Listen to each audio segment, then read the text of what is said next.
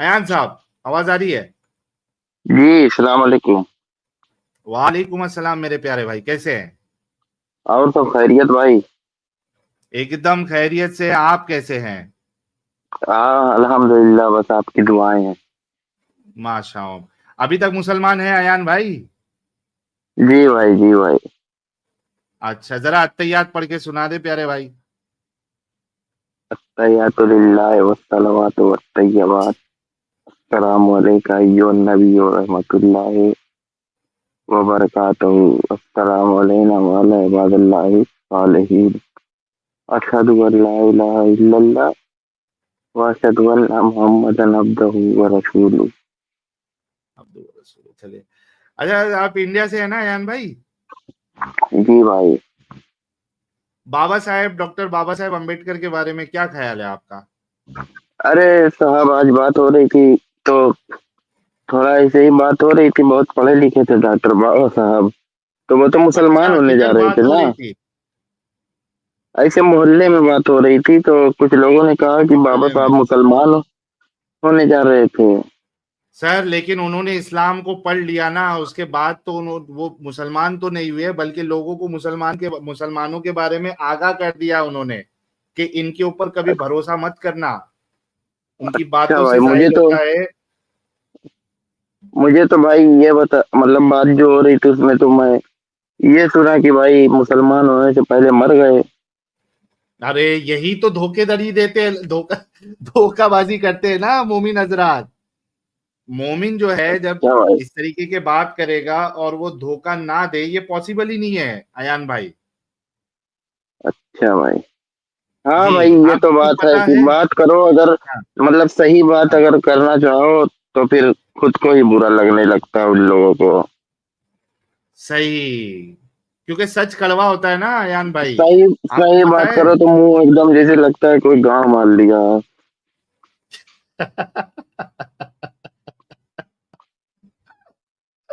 हाँ भाई, ये अयान भाई, तो है। हाँ, आपको पता है कि बाबा साहेब अम्बेडकर ने एक किताब लिखी थी, डॉक्टर बाबा साहेब अम्बेडकर ने, पता है आपको? नहीं, संविधान लिखा था। संविधान तो लिखा ही था, उन्होंने एक किताब लिखी थी, पार्टीशन। रुको, मैं आपको एग्जैक्ट नाम बताता हूँ। पाकिस्तान और पार्टीशन ऑफ इंडिया। ठीक है, अच्छा, पाकिस्तान और एक पार्टीशन ऑफ जगह। इंडिया। अच्छा अच्छा, कौन किताब?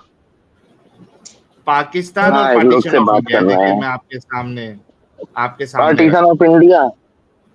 हाँ, पाकिस्तान ये और देखिए। भारत का बंटवारा हिंदी में। हाँ, I know, I can understand English very well. Understand English अरे, very well. I can walk English, I can talk English, I can fly English. तो क्या है ना भाई, आप लोग डेली बात करते हो तो थोड़ा फ्लुएंट हो। नहीं, हम भी फ्लुएंट हमारे नहीं है हाँ। अयान भाई, हम भी थोड़ी मोड़ी बोल लेते हैं, टेंशन ना ले, हम दोनों एक ही कगार पे है। अच्छा हमको भी फ्लुएंट इंग्लिश नहीं अच्छा आती है, हमको तो कोई भी लैंग्वेज, मुझे तो कोई भी लैंग्वेज फ्लुएंट नहीं आती है, ना नहीं हिंदी आती। आती है, ना उर्दू आती है, ना इंग्लिश आती है, ना मराठी आती है, कोई भी फ्लुएंट कोई भी नहीं आती है, सब काम चलाओ वाली जी जी। आती है, अपने आप को एक्सप्रेस कर पा लेता हूँ, इतना काफी है मेरे लिए। तो टेंशन ना ले, आप हाँ भाई, अपने भाई है। एक्सप्रेस तो आप बहुत अच्छे से करते हैं और आपकी हंसी बहुत अच्छी लगती है। अरे, कब से देख रहे हैं हमारा चैनल आप? भाई मैं देख रहा तो बहुत कम टाइम से हूँ, लेकिन बहुत कम टाइम में बहुत ज्यादा देखा। अरे, बहुत कम टाइम पे बहुत ज्यादा देखा। चैनल मिला कैसे आपको, वो बताए पहले। भाई चैनल कैसे मिला ये बताऊं? हाँ। चैनल ऐसे मिला कि मैं उनका बहुत बड़ा, मतलब सुनने वाला कह सकते हैं, मुरीद नहीं कह सकते हैं, मतलब एक तरह से फॉलोअर कह सकते हैं, हाँ, किसका है? डॉक्टर इसरार अहमद का। हाँ है अच्छा, है। अच्छा, अरे वाह वाह वाह वाह, हाँ, फिर? तो वहां से मैंने लौंडी वाली बात हाँ, और जिहाद वाली बात साहब पकड़ ली हाँ, मैंने। हाँ। और एक चीज, मेरे दोस्तों में बात होती रहती थी, कई तरह के दोस्त हम्म। रहते हैं, हर तरह के आपके भी मिलने जुलने वाले रहते होंगे। तो हाँ। वो हमेशा वो लोग मुझे ये बताया करते थे कि वतन से मोहब्बत ईमान का हिस्सा है। हम्म। ये एक हदीस है। तो फिर जब थोड़ा और आगे हम्म। बढ़ा, पता किया, तो एक और आया मौलाना टाइप का दोस्त। उसने कहा कि हाँ ये सब कोई हदीस नहीं है, सब अपने मन से हदीस बना के पेश करते हैं। हाँ, इस्लाम में कोई कॉन्सेप्ट नहीं है वैसा। हाँ, तो फिर मुझे उसकी बात पे थोड़ा डाउट हुआ, तो मैंने तहकीकात की, तो फिर हाँ पता चला कि हाँ ऐसी कोई हदीस नहीं है। हाँ, सही सही बात है, उसने सही कहा, बिल्कुल नहीं है ऐसी कोई हदीस।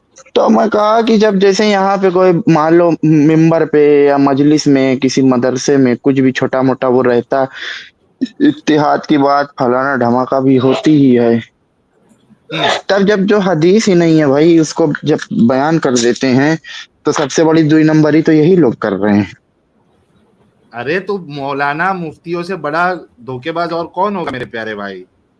एक नंबर हम्म। के धोखेबाज और फ्रॉडिया रहते ही है। और एक तो भाई जिसे मतलब बात करने की एक लिमिट बना देते हैं, जैसे अगर हम और आप बात कर रहे हैं भाई, तो हमारी आपकी बात वहां तक जाएगी जहां तक बात का कोई हल नहीं निकलेगा। हाँ ये क्या बहनचोद की बात कर रहे हो, यहाँ ऐसे ना बोलो वैसे ना बोलो, मुंह चिदोर लेंगे, गुस्सा हो जाएंगे। हाँ। तो वो तो बहरहाल एक अलग बात है, लेकिन आज की जो बात थी वो ये थी जी कि जी। मतलब बाबा साहब तो मर गए, हाँ, इस्लाम कबूल करने से पहले, नहीं तो मुसलमान हो जाते। नहीं होते ना भाई, उन्होंने तो इस्लाम की धज्जियां उड़ा दी है अपनी किताब में। अच्छा भाई। हाँ, उन्होंने तो धज्जियां उड़ा दी है इस्लाम की। तो उन्होंने क्या तो मतलब कहा कहीं कि लिखा हिंदू, उखा है?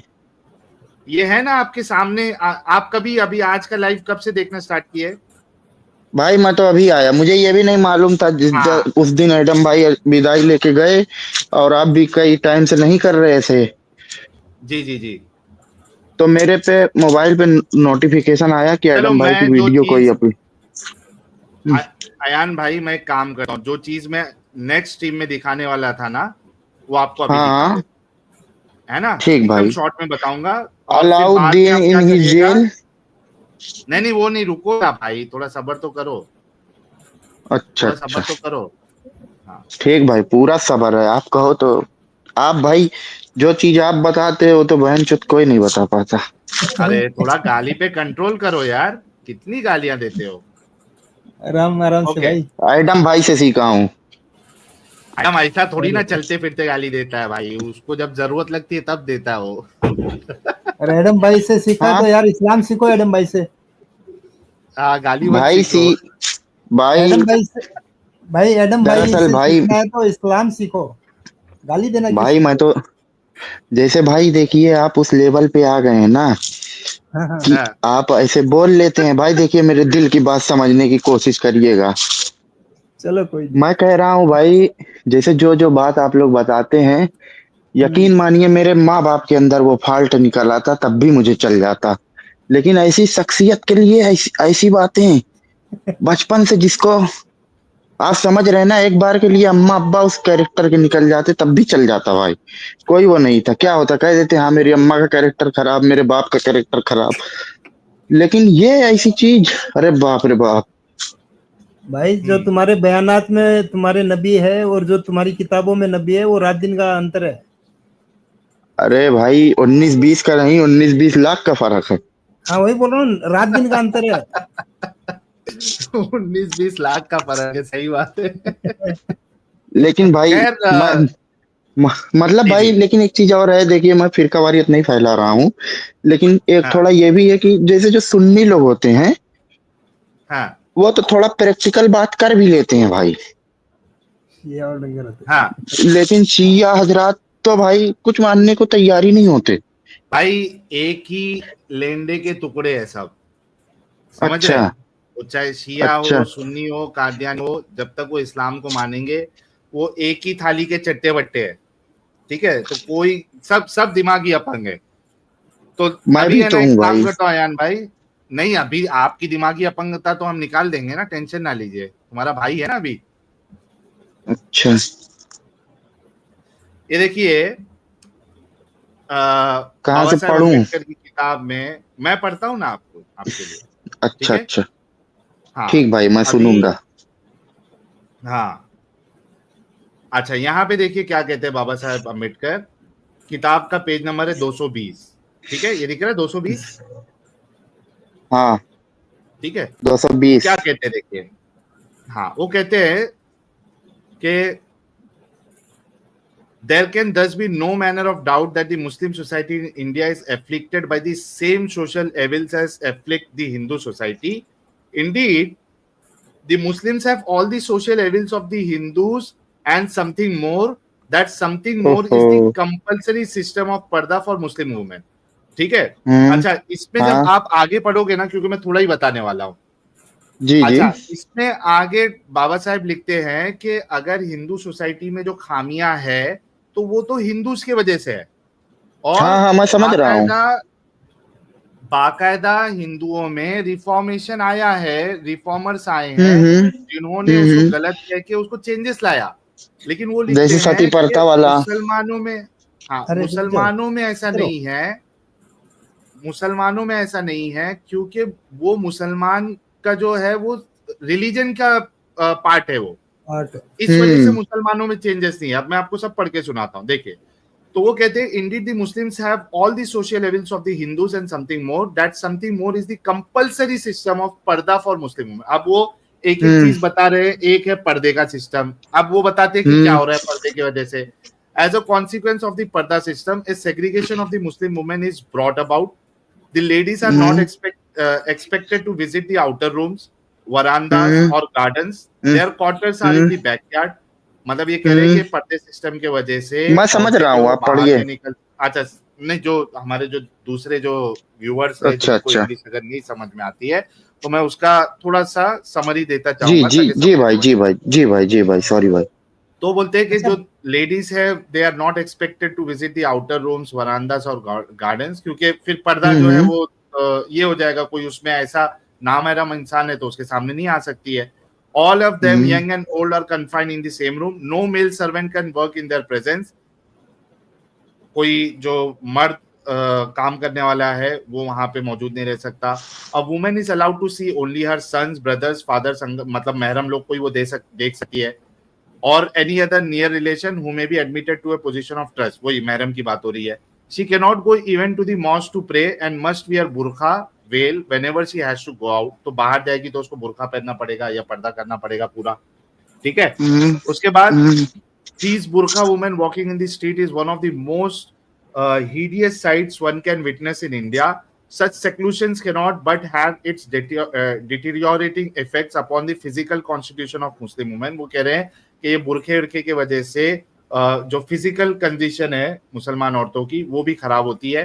They are usually victims to anaemia, tuberculosis and pyorrhoea. Their bodies are deform with their backs bend, क्योंकि जाहिर सी बात है उनको धूप ही नहीं मिलेगी तो वो तो जो प्रोसेस होता है पूरा विटामिन डी का सिक्रीशन नहीं हो पाएगा, वो नहीं हो पाएगा, तो बॉडी जो है बोन्स कमजोर हो जाएगी। तो they have deformities, back bend होते हैं, bones protruded, hands and feet crooked, ribs, joints and nearly all their bones ache। ठीक है, बदन में दर्द रहता है।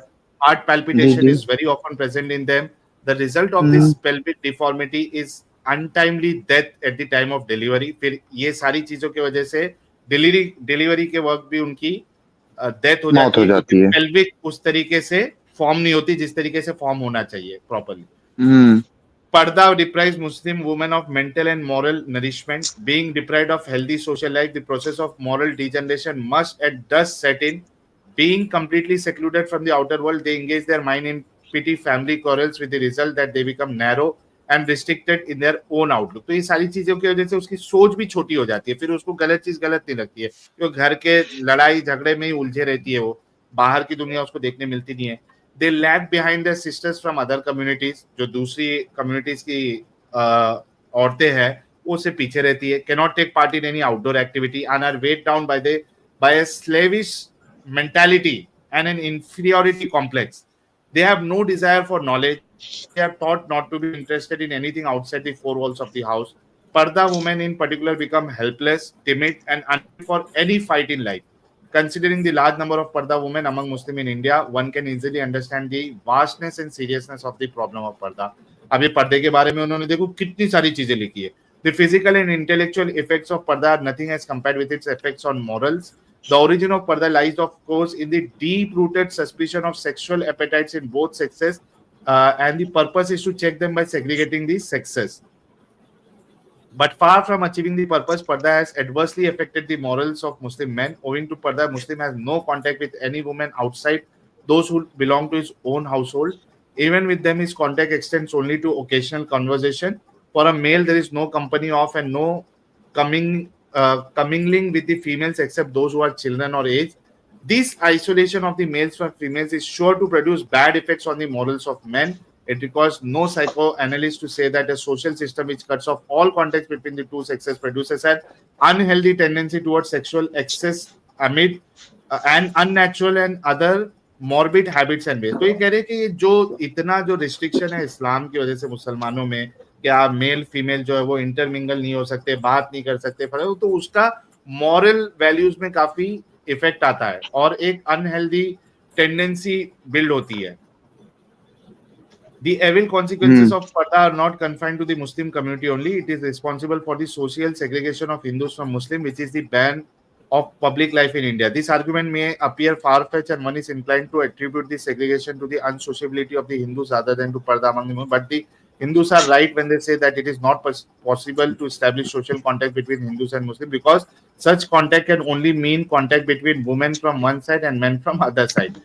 तो फिर उसके बाद जी ये देखो, हाँ ये बहुत इंपॉर्टेंट पॉइंट है. Not that Parda and the evil consequent thereon are not to be found among certain sections of Hindus. वो कह रहे कि ऐसा नहीं है कि ये प्रॉब्लम सिर्फ मुसलमानों में है और कुछ हिंदुओं में नजर नहीं आता पर्दा या फिर दूसरे जो बुरे चीजें हैं. वो कहते हैं कि but the point of distinction is that among the Muslims, Parda has a religious sanctity which it has not with the Hindus. ये चीज मैं आपको पहले बता रहा था कि मुसलमानों में जो है पर्दा सिस्टम है ये रिलीजन का हिस्सा ही है, जो कि हिंदूज में ऐसा नहीं है. Parda has deeper roots among the Muslims than it has among the Hindus and can only be removed by facing the inevitable conflict between religious injunction and the social need. और कहते हैं कि पर्दे को हटाने का तो फिर ये एक कॉन्फ्लिक्ट हो जाएगा रिलीजन और सोशल नीड के बीच में.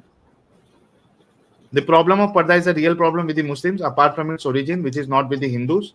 Of any attempt by the Muslim to do away with it, there is no evidence. There is thus a stagnation not only in the social life but also in political life of the Muslim community. ठीक है, ये पूरा पर्दे की बात हो रही है इसमें. उसके बाद फिर इसी तरीके से उन्होंने पॉलीगेमी की बात की है. एक मिनट रुको, वो भी तेवरी की भी बात की है उन्होंने. The existence of these evils among the Muslims is distressing enough, but far from distressing the fact there is no organized movement of social reform among the Muslims of India on a scale sufficient to bring about their eradication. अब देखो, जो मैंने बात बोला था कि मुसलमान ये सब नहीं कर सकते. The Hindus have their social evils. Hindu में भी ऐसी इस तरीके की बुरी प्रथा है, क्रूर प्रथा है. But there is this relieving feature about them, namely that some of them are conscious of their existence and a few of them are actively agitating for the removal. तो social reformer भी उनमें आते हैं. The Muslims on the other hand do not realize that there are evils and consequently do not agitate for their removal. मुसलमान को ये गलत लगता ही नहीं क्योंकि इस्लाम का हिस्सा है वो, इस वजह से वो सामने भी नहीं आते इसके खिलाफ. Indeed they oppose any change in their existing. बल्कि अगर कोई मना करता है कि भाई ये इस तरीके से नहीं करो, 3 तलाक बैन हो जाएगा, तो उसकी गांव मान लेते हैं, तो वो उसको एग्जिस्ट ये करते हैं, उसको अपोज करते हैं, उसके खिलाफ आ जाते हैं. It is noteworthy that a Muslim opposed the child marriage bill brought in the Central Assembly in 1930. बल्कि यहाँ देखो इतनी दिमागी अपंगता है कि वो टाइम पे जब चाइल्ड मैरिज बिल को अपोज किया जा रहा था तब मुसलमान जो उसके अपोज में उसके अगेंस्ट में आ गए. चाइल्ड मैरिज बिल जब लाया जा रहा था कि भाई बच्चों की शादी नहीं करेंगे, तो मुसलमान उसके अगेंस्ट में आ गए क्योंकि वो इस्लाम के खिलाफ जा रही थी वो बात. तो आप अगर देखो इधर, तो बाबा साहब अम्बेडकर ने मुसलमानों की और इस्लाम की जो मेंटालिटी है उसको खोल खोल के यहाँ पे पूरा बताया हुआ है. तो बाबा साहब कैसे जो है, आप बताओ कि वो इस्लाम को एक्सेप्ट कर सकते हैं मेरे भाई? सही बात है भाई. और वहां पे मुसलमानों को जो है वो चू बनाया जाता है दूसरे मुसलमानों द्वारा कि बाबा साहब अम्बेडकर इस्लाम कबूल करने वाले थे लेकिन मौत आ गई. ओ भाई वो तो पूरी इस्लाम की बैंड बजाए उन्होंने.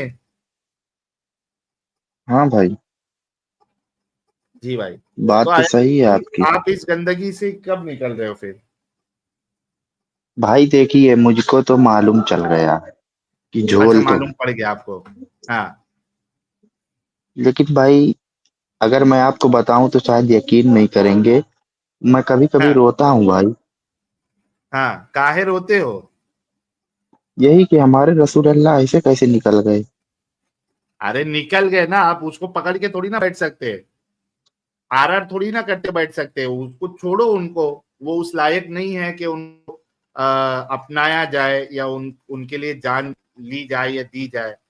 जब हकीकत मालूम पड़ गई, साइडलाइन करो कैरेक्टर को।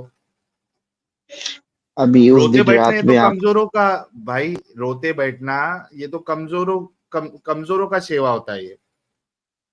हाँ, ये तो बात सही है। अच्छा भाई, मुझको ये नहीं समझ में आया। क्या मैं पूछ सकता हूँ? जी जी, पूछिए। मुझको ये नहीं समझ में आया, जैसे ये सब, जैसे लौंडियाबाज थे और लड़की रखते थे, बिना शादी के सेक्स करते थे, और कहीं हाँ। कहीं बाइसेक्सुअल भी आता है, हाँ। किसी को मरवा भी देते थे। हाँ। तो तो भाई, मतलब कैसे ये सब मुसलमान लोग खुद ही लिख डाले? कितने बड़े चूतिया थे। नहीं, मैं उसकी वजह बताता हूँ। हाँ। जब ये लिख रहे थे ना, देखो क्या जी होता है, जो बुरे लोग होते हैं ना, वो जब जी पावर जी। में होते हैं तो वो अपनी बुराइयों को भी है ना ऐसा दिखाते हैं कि शान मारने के लिए, देखो हम लोग ये सब करते थे या हम लोग ये सब करते हैं। हाँ, कि क्योंकि वो लोग और पावर करें। में थे तभी। क्योंकि वो पावर में थे, उनको वो गलती नहीं लग अच्छा रही थी। अच्छा। उनको नहीं मालूम था कि इस्लाम हमेशा पावर में नहीं रहेगा। बाद हम्म। के लोग जो है वो इनकी तलवारों से चेंज नहीं होंगे। बाद में इनको धोखाधड़ी का सहारा लेना पड़ेगा। उनको नहीं मालूम था वो टाइम पे जब ये लिख रहे थे। अरे, जब वरना उनको थोड़ी ना इतना नहीं लिखते वो। मालूम था कि यही अरब की जमीन के 100 फीट नीचे तेल है, तो बात ही खत्म। खत्म हो गई। तो भाई लेकिन वो टाइम पे वो उनकी तलवार जो है ना, वो जी नंगा नाच कर रही थी ना। तो उनको लगा कि जी जी। ऐसे ही हम पूरी दुनिया पे कब्जा कर लेंगे। दे वर नॉट नोइंग, उनको नहीं पता था कि आगे जाके हमारा दबदबा खत्म हो जाएगा। और जब हमको इस्लाम किसी को बताना पड़ेगा तो धोखाधड़ी करना पड़ेगा, चीजों को छुपाना पड़ेगा, जलेबी बनानी पड़ेगी। वरना थोड़ी ना लिखते हो। आज के मुसलमान अगर होते, आज का सिचुएशन होता तो वो नहीं लिखते ये सारी चीजों को। ये वजह है। सही बात। जी भाई। तो इस गंदगी से निकलते हो मेरे प्यारे भाई। भाई, कैसे निकल पाऊंगा? पूरा घर खानदान इसी में है। नहीं, हम आपको थोड़ी ना बोल रहे कि तो वो अपना ढोल लेके जो है वो अभी पूरा मोहल्ले में और घर में बजाओ जोर जोर से कि मैंने इस्लाम छोड़ दिया है। आप इस चीज को गलत मानते तो वैसे भी आप मुसलमान नहीं रहे। कुछ चीजें हैं भाई जिसको मैं गलत मानता हूँ। तो बस आप रूह अफ़ज़ा आप भी पीते होंगे। पिला दूं अभी पेशाब वाला रूह अफ़ज़ा? नहीं भाई, मुझको दूध वाला रूह अफ़ज़ा पीना है। हाँ, तो दूध वाला रूह अफ़ज़ा एकदम पाक और शफ़ाक होता है, उसमें गंदगी नहीं होती है। तो आपने ये नहीं, हम्म। अपना इस्लाम को नहीं रखना है। अच्छा, इस बारे में मैंने एक लोग से डिस्कस भी किया। मेरी एक फीमेल हुँ। फ्रेंड है, वो भी हाँ। पढ़ी लिखी हैं। साइंस हाँ। साइंस लेके कोई मुसलमान है या? मास्टर्स करेगा। जी जी, अल्हम्दुलिल्लाह मुसलमान है। तो हाँ। साइंस लेके मास्टर्स किया उन्होंने, तो इतनी बेसिक चीज है। अब हम लोग जब इवोल्यूशन पे जाते हैं, डायनासोर पढ़ते हैं, फलाना धमाका पढ़ते हैं, उसके बाद जब हाँ। तेल की बात आती है, इतना नहीं पता था।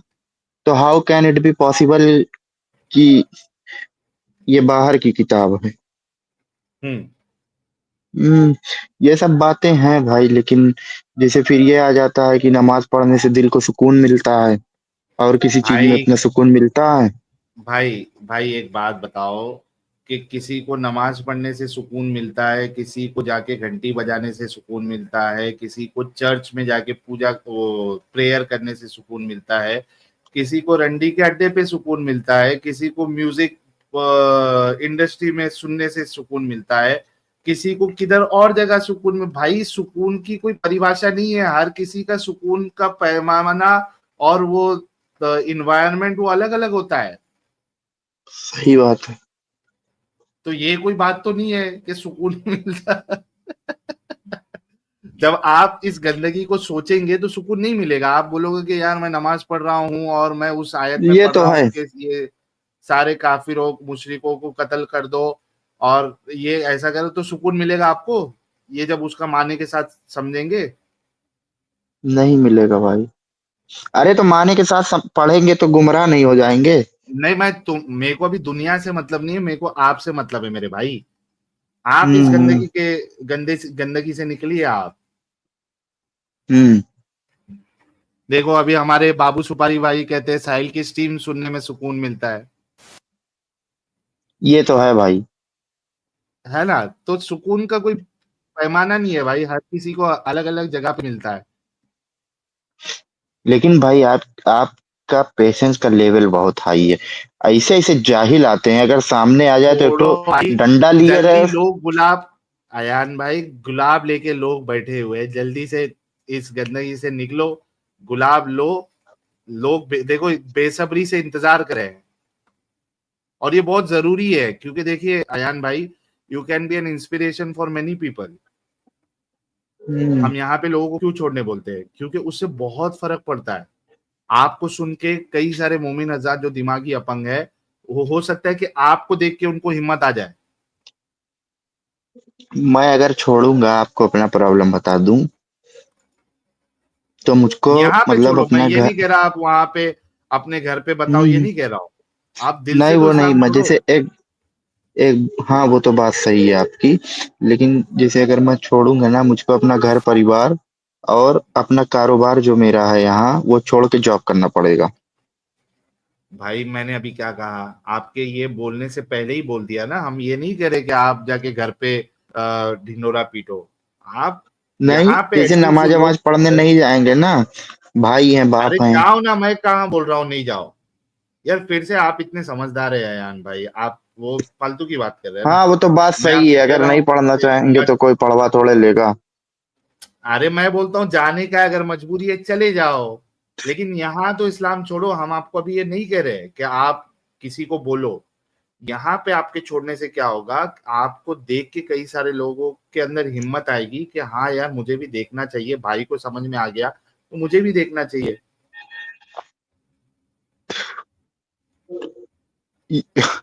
कल तो मुझको आशीर्वाद गश्त में जाना है। हाँ चले जाना भाई। अभी बोलूं लोगों को भिजवा, गुलाब भेजने बोलूं? चलो साहिल भाई भिजवा दो यार। जब वैसे भी जब इस चीज पे ये हो गया कि हाँ, दुनिया की किताब नहीं है, तो यही सब खत्म हो गया।